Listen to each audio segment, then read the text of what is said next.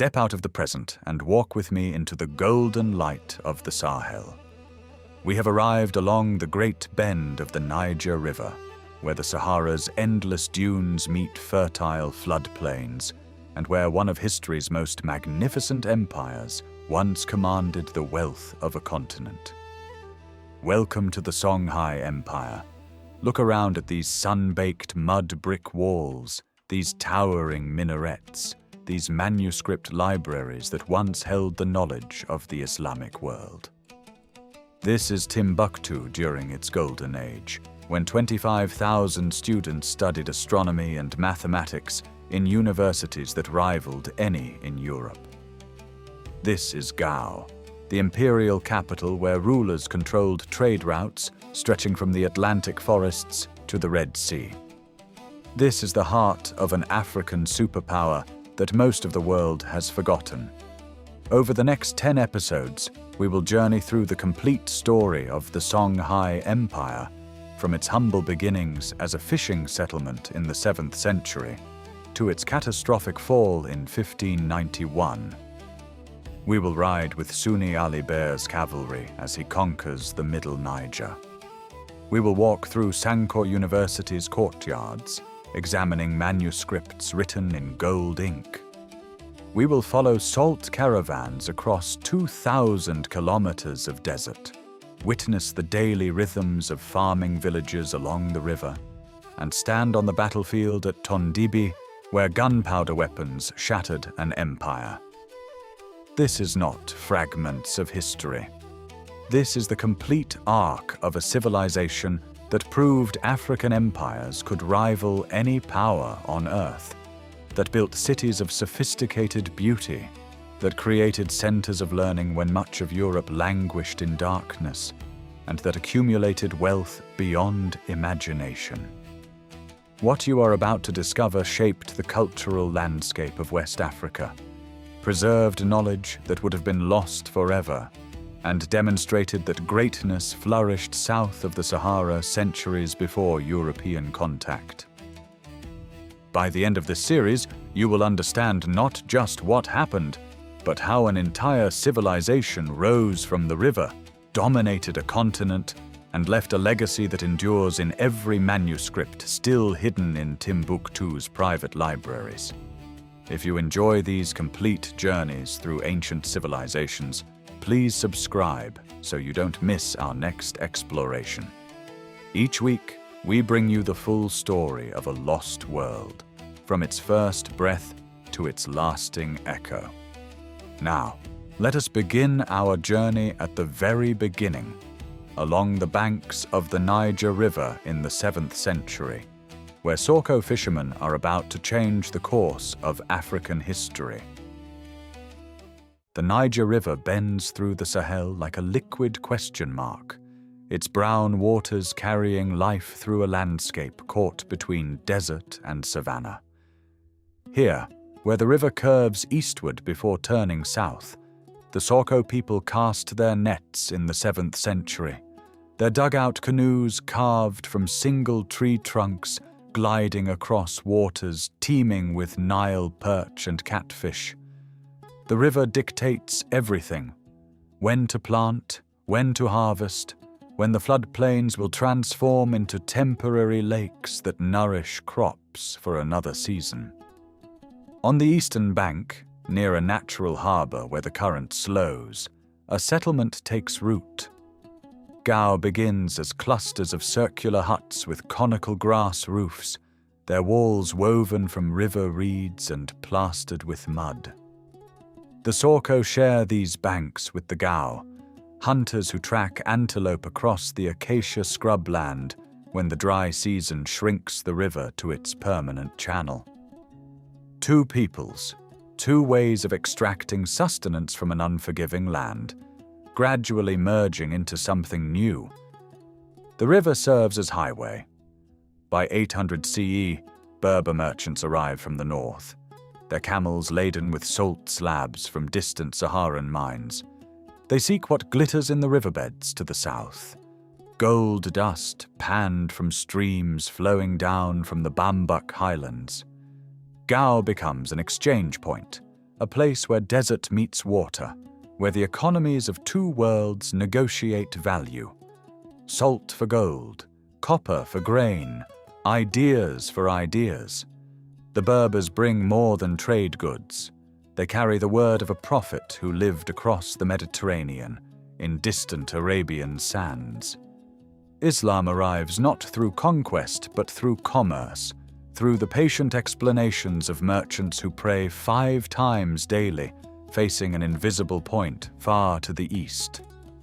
The Songhai and Gao watch, curious, as these strangers prostrate themselves on leather mats, their foreheads touching earth in submission to an unseen deity. In 1009, a Songhai ruler named Dia Kosoi makes a choice that will echo through centuries.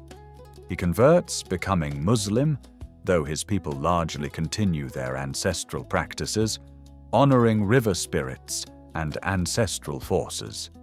The first mosque rises in Gao, its mud brick walls modest, its form adapting Arabian architectural principles to Sahelian materials and climate. Islam and tradition coexist, neither fully displacing the other, creating a distinctive cultural synthesis. Yet Gao remains small, vulnerable. To the west, the Ghana Empire controls the primary trans-Saharan routes, its power built on taxing gold flowing northward. When Ghana falls in the 11th century, the Mali Empire rises to claim its inheritance. By 1325, Malian armies march eastward along the Niger. Gao's rulers submit, becoming tributary kings, paying annual tribute in gold and grain to Mansa Musa's throne in Niani. The Songhai endure, their river kingdom subordinate but intact, waiting for circumstances to shift, for power to redistribute itself across the Sahel's unforgiving expanse. The year 1464 marks a rupture. Sunni Ali Ber, governor of a minor province, seizes Gao's throne through military coup, his legitimacy resting not on lineage, but on the loyalty of warriors who recognize in him something Mali's distant emperors lack: the will to expand, to conquer, to transform tributary status into imperial dominion. He is perhaps 30 years old, a cavalry commander who understands that power in the Sahel flows from controlling the Niger's cities and the desert routes connecting them to North African markets. His army reflects innovation born from necessity. The cavalry forms the striking force, thousands of horsemen mounted on desert-bred stallions, wielding iron-tipped lances and leather shields. Their tactics adapted from Berber raiders who have harassed the region for centuries. But Sunni Ali adds what others lack: a river navy. War canoes, each carved from single massive trees, carry infantry along the Niger's channels, allowing simultaneous land and water assaults that overwhelm cities dependent on the river for supply and escape. This combined arms approach proves devastatingly effective. Timbuktu falls in 1468.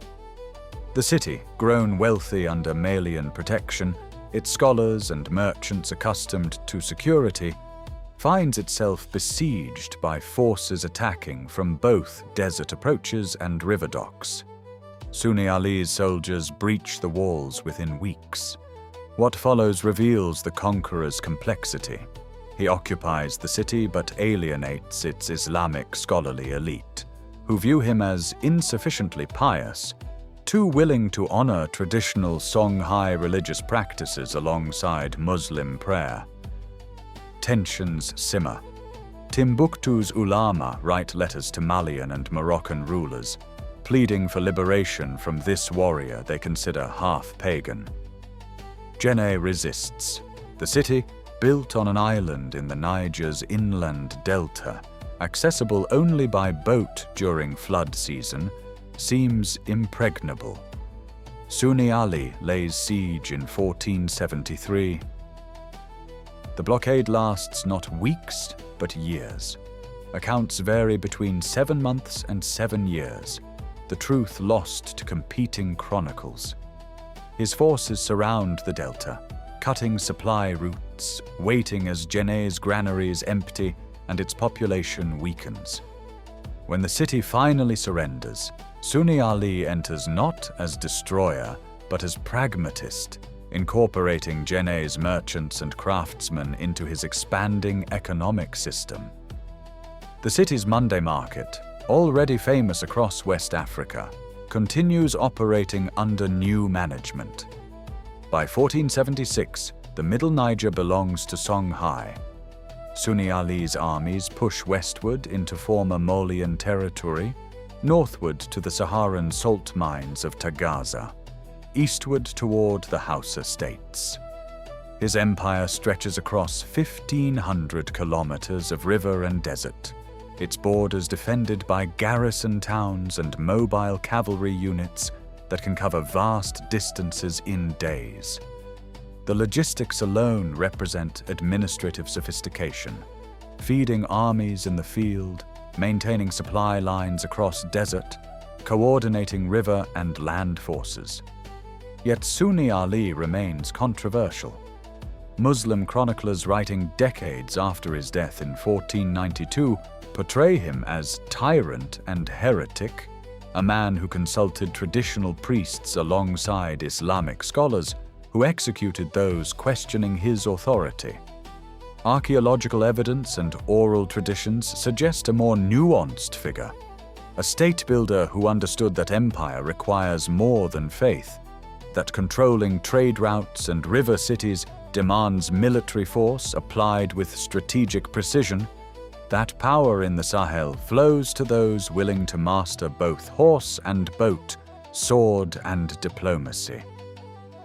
Sunni Ali's death in 1492, drowned crossing a flooded tributary, or murdered by rivals, sources, conflict, creates a vacuum.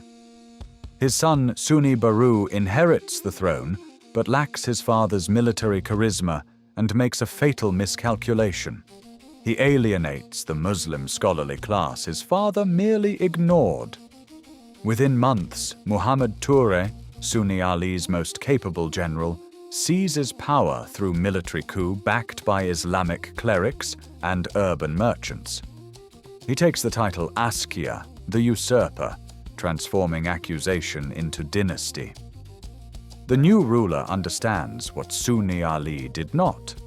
Legitimacy in the trans-Saharan world flows through Mecca. In 1496, Askia Muhammad departs Gao with an entourage that staggers imagination. 1,500 followers, including scholars, soldiers, servants, and 300,000 gold pieces distributed as alms along the route. The pilgrimage serves multiple purposes beyond piety. In Cairo, he meets the Abbasid Caliph, receiving investiture as Caliph of the Western Sudan.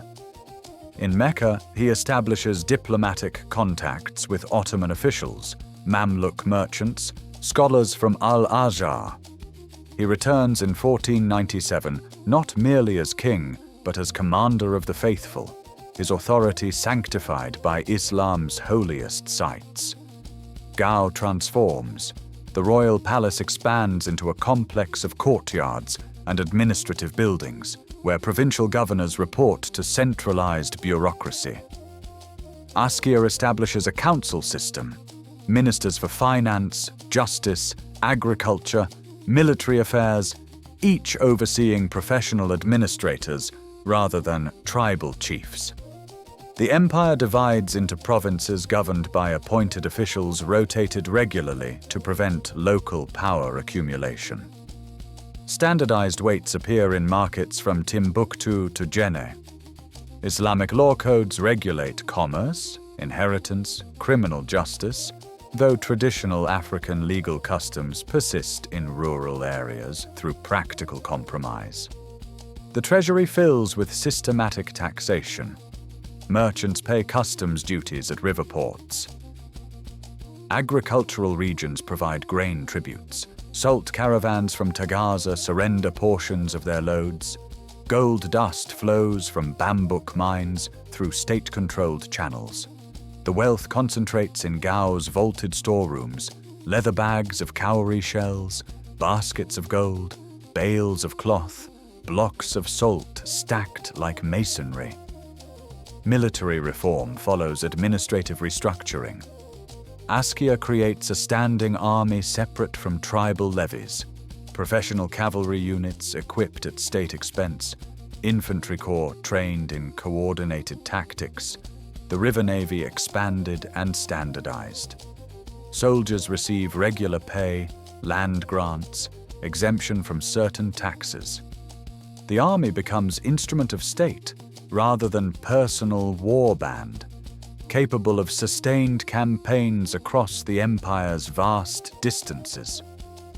The tomb of Askia rises in Gao, a pyramidal structure of mud brick 17 meters high, its surfaces studded with wooden beams that serve as permanent scaffolding for annual replastering. The architecture speaks to power translated into earth and geometry, to wealth measured in labor mobilized, to a ruler who understands monuments outlive men. By 1528, when Askia Muhammad's sons depose their elderly father, the empire has transformed from conquest state into administrative entity.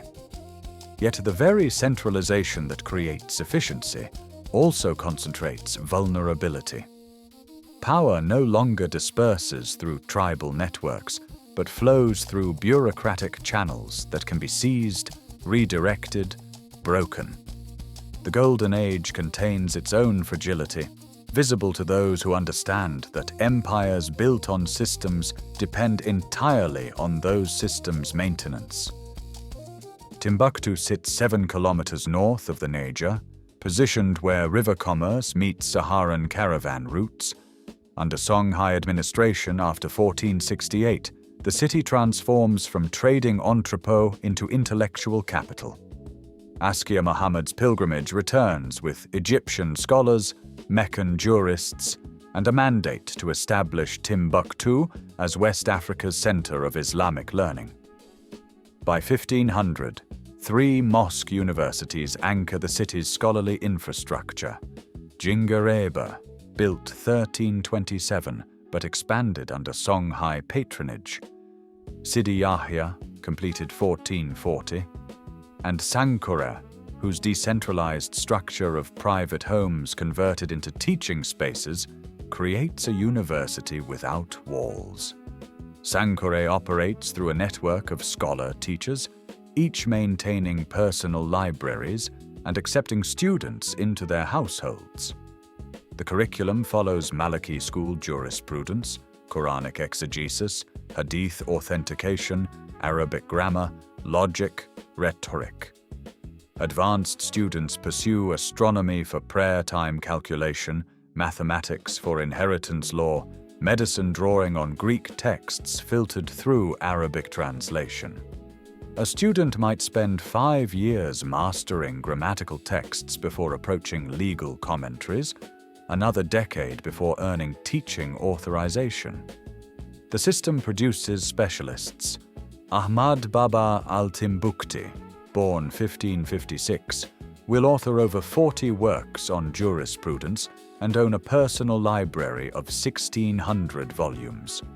The manuscript economy sustains hundreds of copyists, bookbinders, and paper merchants. Rag paper arrives via trans-Saharan caravans from Morocco and Egypt, expensive enough that margins fill with student annotations, blank spaces accommodate multiple texts. Scribes work in courtyards, copying legal commentaries, astronomical tables, medical formularies in careful Maghrebi script. Black ink derives from soot and gum Arabic. Red ink marks textual divisions. Finished manuscripts receive leather bindings, some tooled with geometric patterns, others left plain.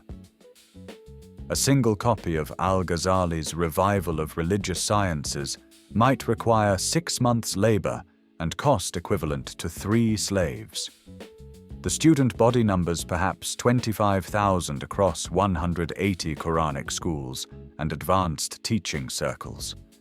They come from Songhai's provinces, from Hausaland and Bornu, from Moroccan cities and Egyptian villages. Wealthy students rent rooms in mud brick compounds.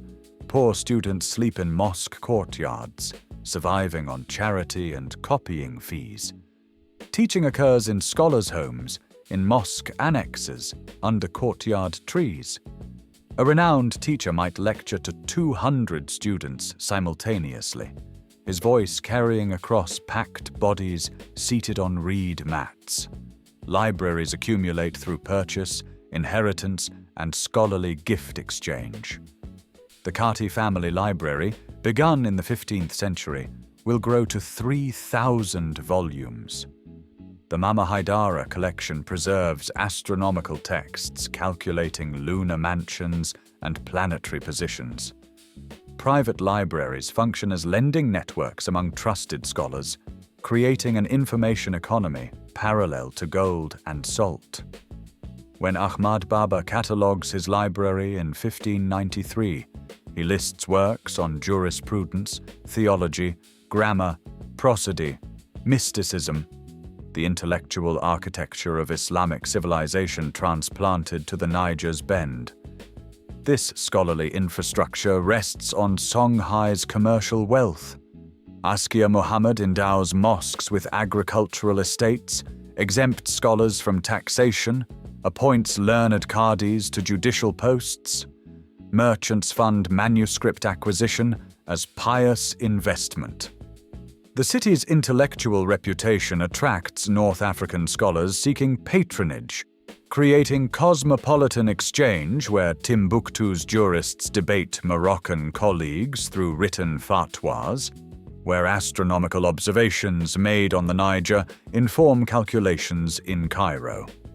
Yet scholarship exists within empire's political reality. Scholars serve as administrators, diplomats, legal authorities, legitimizing Askia rule through Islamic frameworks. The same intellectual networks that preserve Greek medicine and Arabic poetry also produce legal opinions justifying territorial conquest and slave-taking. Knowledge concentrates in cities while villages remain largely oral cultures. The manuscripts that will survive into modernity represent elite discourse, not popular religion's syncretic practices. The empire's wealth flows not from the Niger's waters, but from the Sahara's emptiness. 650 kilometers north of Timbuktu, in a depression where nothing grows, enslaved workers extract salt from ancient seabeds. Tagaza exists solely for this extraction, a mining settlement of temporary shelters where men cut rectangular slabs from crystalline deposits, each block weighing 30 kilograms. The salt itself builds the settlement's architecture, walls of stacked slabs mortared with salt paste, structures that dissolve when rare rains fall. Workers labor in conditions that kill within years, their bodies absorbing minerals that poison slowly. Yet the slabs they cut become currency across the Sahel, where human bodies require salt to survive the heat, where preservation of meat and fish depends on this mineral. Caravans depart Tagaza following astronomical navigation and generational knowledge of wells spaced across barren reg. A typical caravan numbers 1,000 camels, each animal carrying 4 salt slabs plus dates, dried meat, water in goatskin bags. Tuareg and Berber merchants organize these expeditions, investing capital accumulated over lifetimes, risking everything on desert crossings uncertainties. The journey to Timbuktu requires 40 days through landscape, where a single missed well means death for men and animals. Caravans travel at night during summer months, navigating by stars, resting through daylight hours when surface temperatures exceed 50 degrees. Timbuktu's northern markets receive salt with mechanisms refined over centuries. Brokers assess quality. Tagaza salt commands premium prices over inferior Saharan sources and arrange storage in warehouses near Sankora. Salt enters complex exchange networks where standardized measures govern transactions. One salt slab trades for specific weights of gold dust, rates fluctuating with supply and caravan arrival timing. Merchants use brass weights calibrated to Islamic standards, their accuracy verified by market inspectors appointed by Askia administration. The gold itself originates 500 kilometers south, in Bambuk and Bure regions, where miners extract dust and nuggets from alluvial deposits, the metal traveling north through intermediaries who prevent direct contact between salt merchants and gold producers. Djenné's Monday market operates as the empire's commercial heart, where Niger River commerce intersects overland routes. Merchants arrive by canoe from upstream villages carrying dried fish, rice, millet, shea butter in clay vessels. Others approach overland with cola nuts from forest regions, copper from Saharan mines, textiles woven in Timbuktu workshops. The market's spatial organization reflects commodity hierarchies. Gold transactions occur in covered stalls under official supervision, while grain and fish trade happens in open squares. Cowrie shells from Indian Ocean coasts serve as small denomination currency. 40,000 shells equaling 1 gold mythkol. These shells arrive via North African ports, having traveled trade routes spanning 3 continents. Slavery forms the system's foundation, rarely acknowledged in merchant accounts, but essential to production. Gold mining depends on enslaved labor working alluvial deposits. Salt extraction kills free men too quickly to sustain operations. Agricultural surplus feeding cities requires workers bound to land. Caravans transport enslaved people northward, men for Saharan labor, women and children for North African households.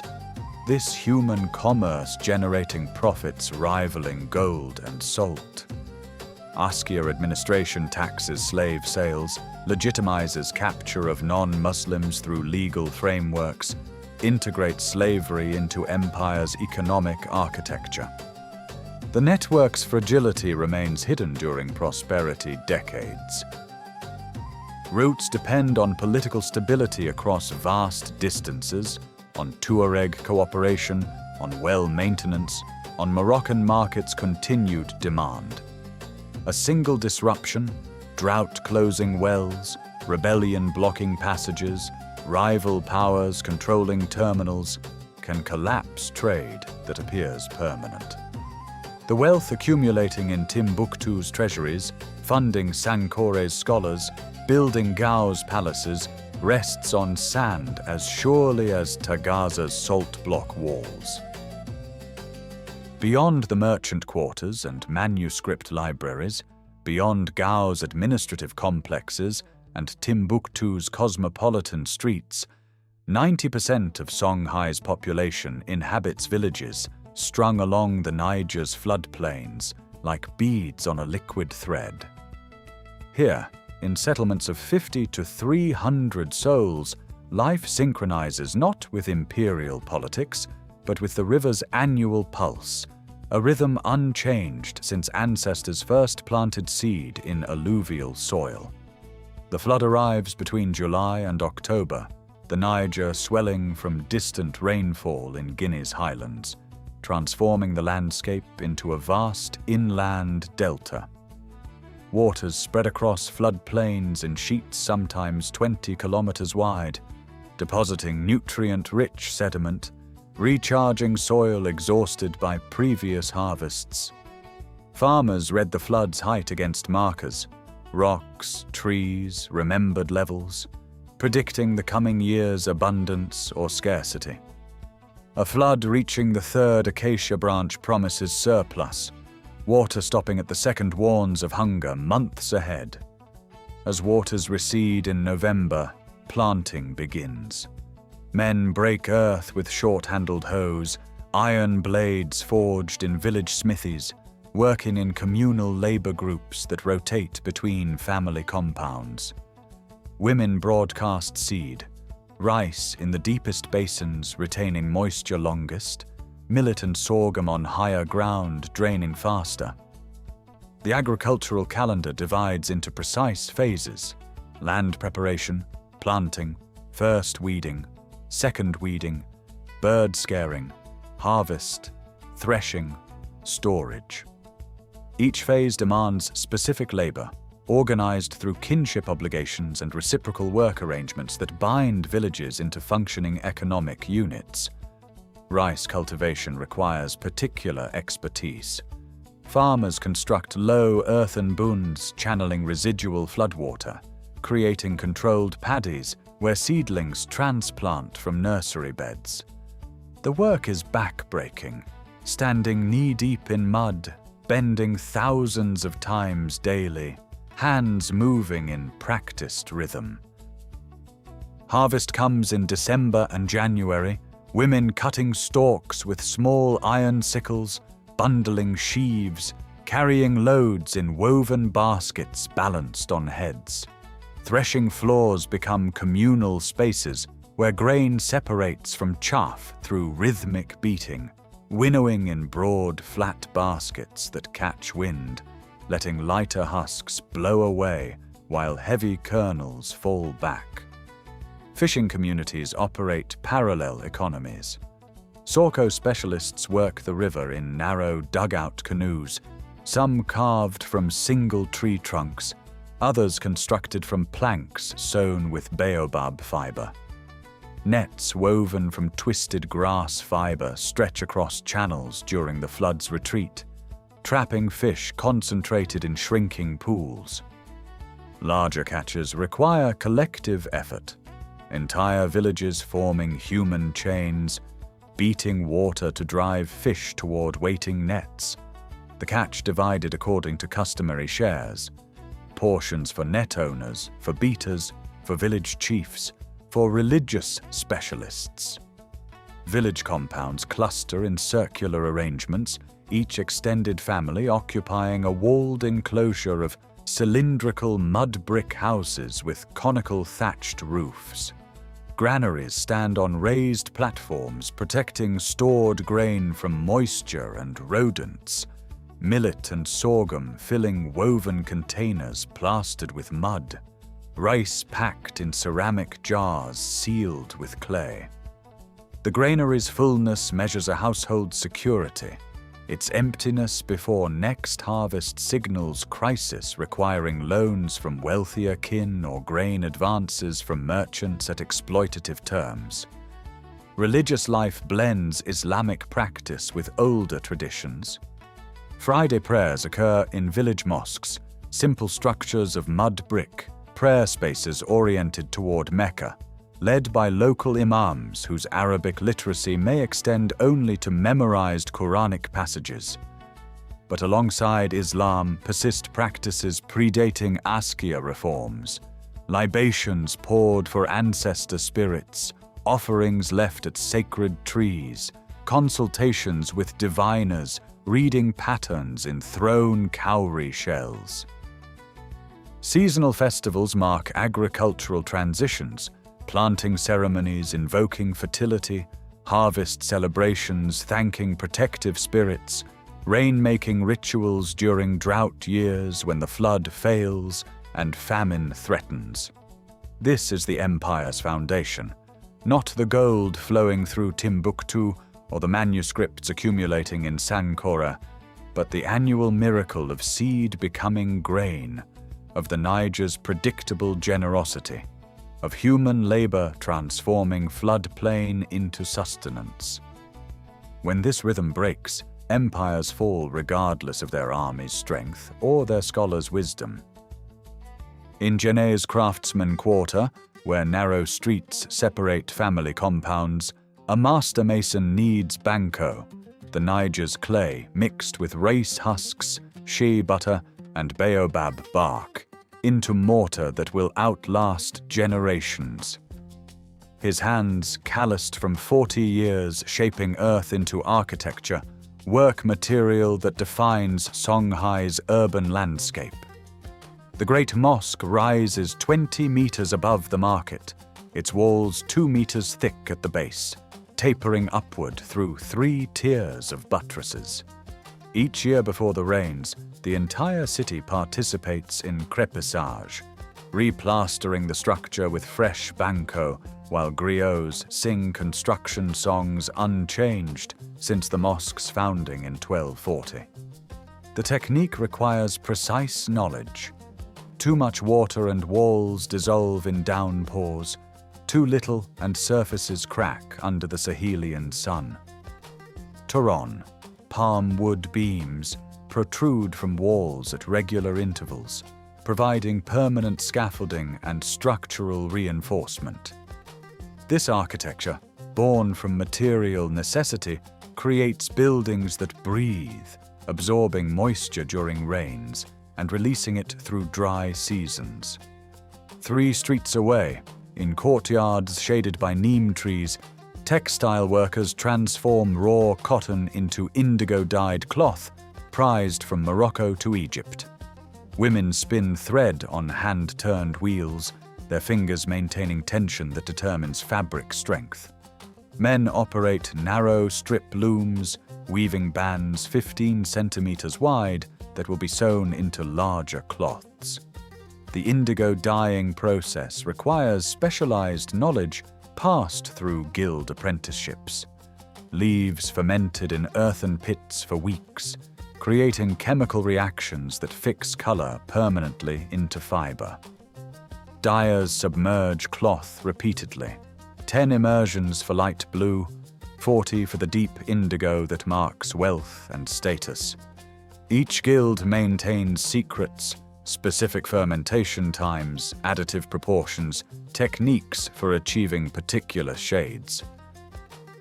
A master dyer's compound contains pits representing decades of accumulated bacterial cultures, irreplaceable resources worth more than gold. In Gao's metalworking district, blacksmiths work bellows that reach temperatures sufficient to forge iron tools and weapons. The profession carries spiritual significance predating Islam.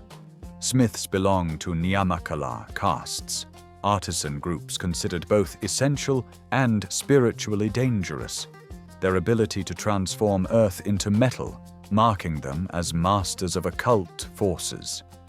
They produce hoes for agriculture, knives for household use, bits and stirrups for cavalry, and the iron points for arrows and spears.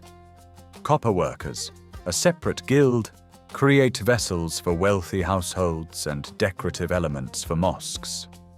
Gold and silversmiths occupy the highest artisan status, crafting jewelry, weighing implements for merchants, and decorative Quran cases for scholars. Along the Niger's banks, boat builders shape dugout canoes from single kapok logs, vessels that transport goods and people across the empire's aquatic highway. Construction requires selecting trees of specific age and grain, hollowing trunks through controlled burning and adzing, achieving hull shapes that balance cargo capacity with maneuverability. The largest canoes carry 80 passengers or equivalent freight, requiring crews of 20 paddlers for upstream journeys against the Niger's current. In Timbuktu's manuscript workshops, specialized craftsmen support scholarly production. Papermakers create writing surfaces from recycled cloth, pounding rags into pulp and forming sheets that dry in the sun. Ink makers grind carbon from burned wool mixed with gum arabic, producing black ink stable for centuries. Illuminators apply gold leaf and colored pigments to manuscript margins, decorative work requiring steady hands and artistic training. bookbinders sew folios into gatherings, attach leather covers tooled with geometric patterns, and create protective cases. Each manuscript represents collaborative effort across multiple craft specializations. These artisans, organized into hereditary guilds with apprenticeship systems spanning 7 to 15 years, form the empire's productive foundation. Their work transforms raw materials into the objects that define Songhai civilization, not through individual genius, but through accumulated knowledge refined across generations, techniques preserved in muscle memory and guild secrets, excellence achieved through repetition and incremental innovation. In 1528, Askia Muhammad's own son Musa enters the aging emperor's chambers in Gao's palace. The founder of the dynasty, now blind and in his 80s, is deposed without bloodshed, removed from power by the very administrative system he perfected. Musa takes the throne, the first of 9 Askias who will rule in 63 years, each succession fracturing imperial unity further. The pattern repeats with mechanical inevitability. Askia Musa rules 3 years before his brother Muhammad Bonkana deposes him.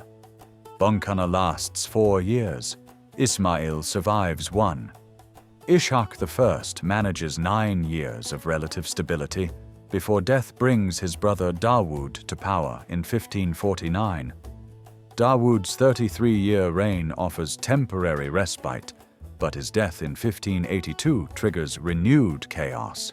3 Askias in 9 years, each claiming legitimacy through different genealogical interpretations, each commanding fractured military loyalties. In Gao's palace, the mechanics of governance deteriorate. Provincial governors, appointed for 3-year terms under Askia Muhammad's system, now remain in distant posts for decades, transforming administrative positions into hereditary fiefdoms.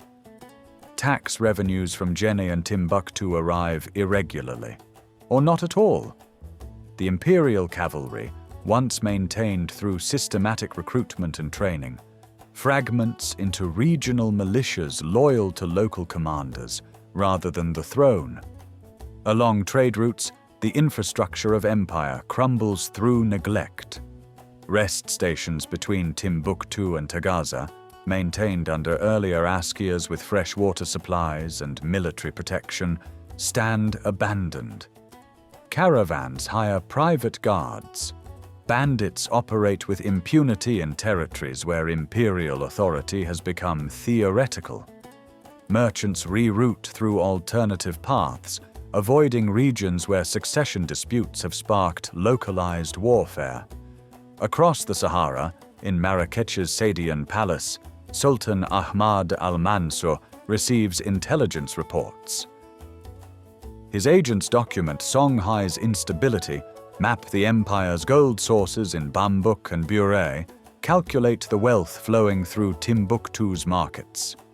Al-Mansur, who has defeated Portuguese forces at Ksar el-Kabir and controls Morocco's sugar and saltpeter production, recognizes opportunity in Songhai's weakness. The Sultan's strategic calculus is precise. Songhai's military strength remains formidable in numbers. Cavalry forces still number in tens of thousands. But the empire's political fragmentation creates tactical vulnerabilities. Provincial commanders might be negotiated with, bribed, or simply bypassed. The prize justifies the risk. Control of sub-Saharan gold sources would transform Morocco into the Mediterranean's wealthiest power. In 1583, Al-Mansur sends his first diplomatic overture to Askia Dawood, demanding control of Tagaza salt mines. Dawood refuses. The Sultan begins systematic preparation, recruiting European mercenaries experienced with firearms, stockpiling arquebuses and muskets, training units in desert warfare, gathering intelligence on Saharan routes and water sources. The Songhai court, consumed by succession intrigues and provincial rebellions, fails to recognize the gathering threat until Moroccan armies are already marching south. In October 1590, Judah Pasha's army departs Marrakech. 4,000 men, Moroccan soldiers, Andalusian musketeers, European Christian mercenaries, Turkish gunners, march south with 8 English cannons, 2,000 arquebuses, and supply camels carrying gunpowder measured in tons. The force represents Morocco's entire military investment, equipped with weapons Songhai has never encountered in quantity. The Saharan crossing consumes 4 months. Men die of thirst between wells. Camels collapse under ammunition weight. At Tagaza, the abandoned salt mines offer no resistance. Workers fled upon hearing of the army's approach. Judah pushes south, following ancient caravan routes, his scouts navigating by stars and distant landmarks. By February 1591, the Moroccan vanguard reaches the Niger's northern bend. Askia Ishaq II, ruling from Gao, receives reports of the invasion with disbelief. 4,000 men crossing the Sahara seem suicidal.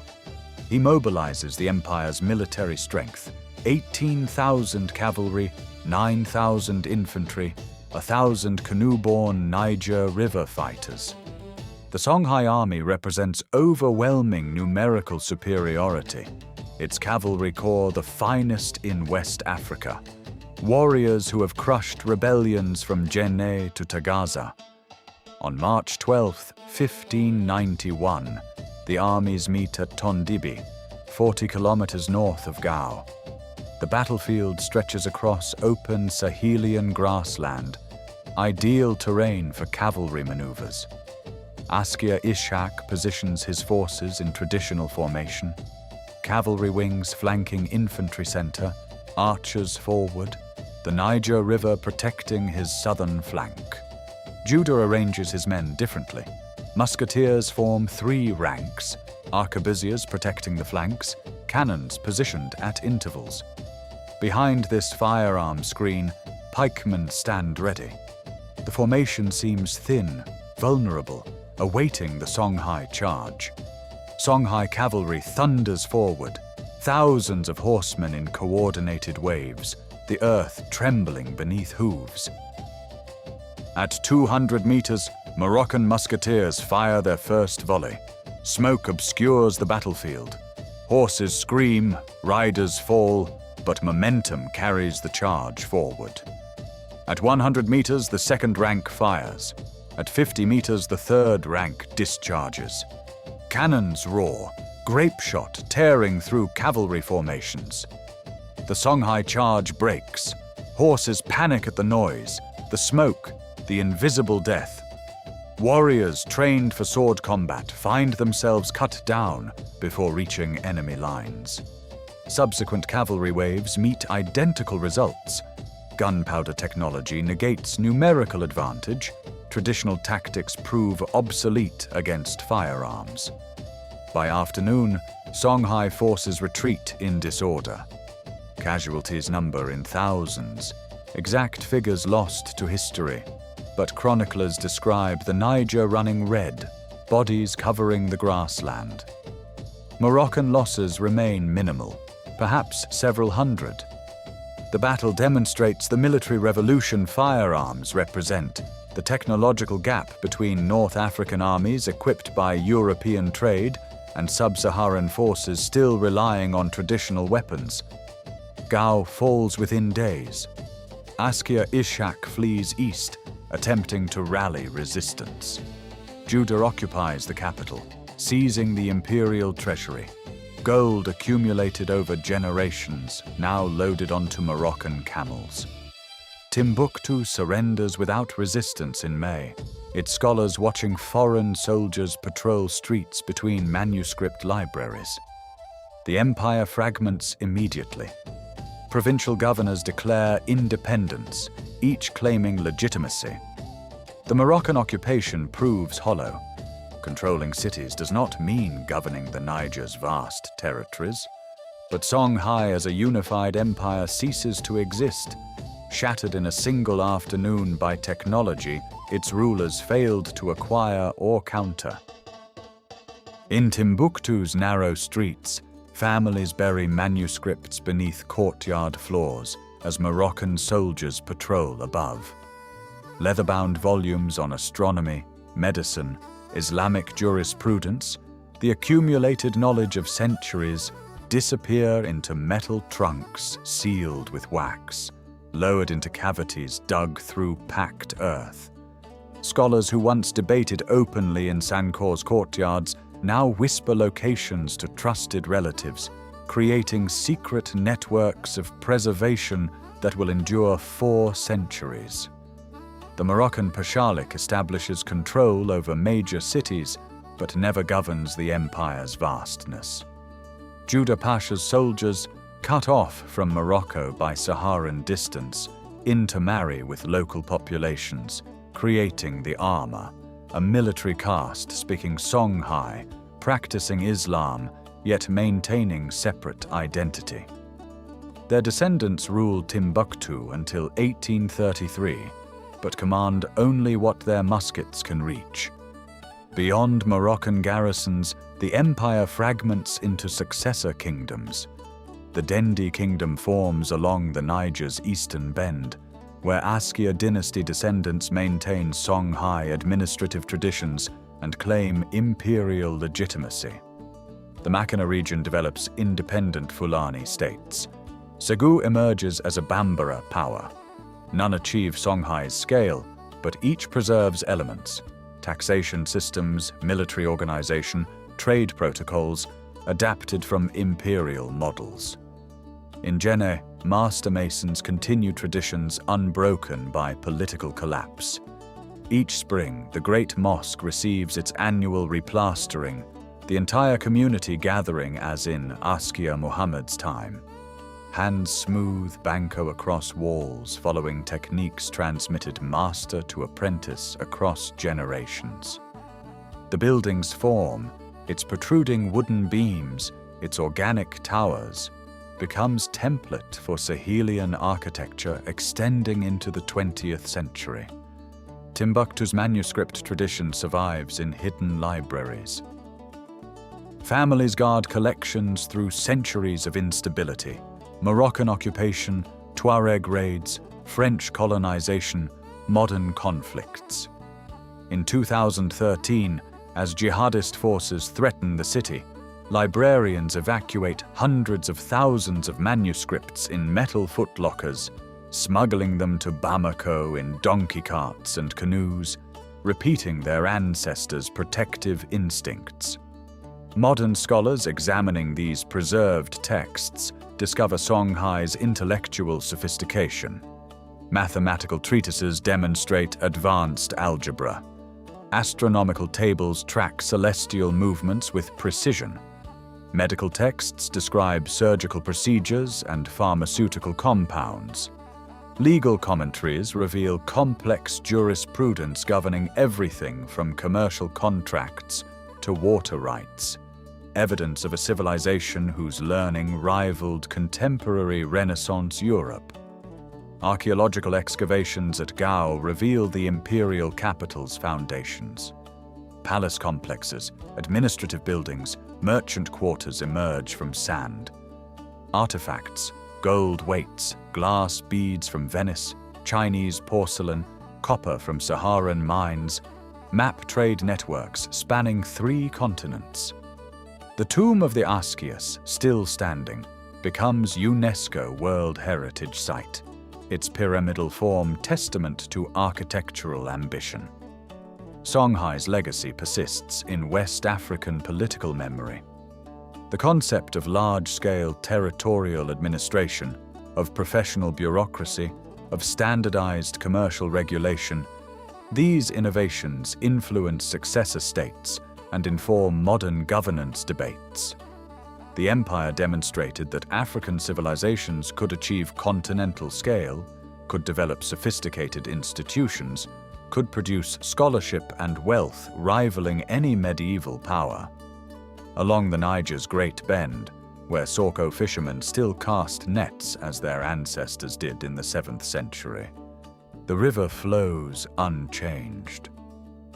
But in Timbuktu's restored libraries, in Djenné's replastered mosque, in oral traditions recounting Sunni Ali's conquests and Askia Muhammad's pilgrimage, Songhai endures, not as political entity, but as proof of what flourished here, in Africa's heart, when the world's gold flowed through Sahelian hands.